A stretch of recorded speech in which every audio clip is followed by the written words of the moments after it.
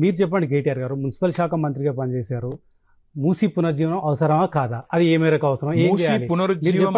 NTV వేదికగా ఏం చేస్తే బాగుంటుంది? ప్రభుత్వానికి సలహా ఇవ్వండి.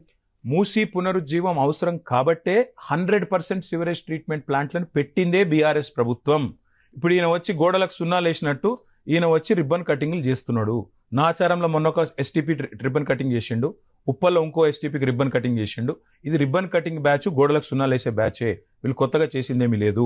100% ఎస్టీపీలు మేమే కట్టాము 4,000 కోట్లు పెట్టి. 100% నీళ్లు ప్రక్షాళన జరిగిన తర్వాత మురికి నీళ్లు ఇప్పుడు చేయాల్సిందల్లా గోదావరి నీళ్లు తీసుకొచ్చి గండిపేటలో పోయాలి. దానికి అయ్యే ఖర్చు 1,100 కోట్లు.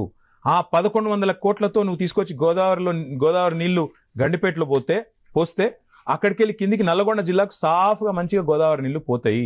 నల్లగొండ రైతాంగానికి కానీ నల్లగొండ ప్రజలకు కానీ 50 ఏళ్లు కాంగ్రెస్ పార్టీ ఏ విషపు నీళ్ళు అయితే తాగిపించిందో వాటి నుంచి విముక్తి కల్పించడానికే మేము ఎస్టీపీలు కట్టినాం.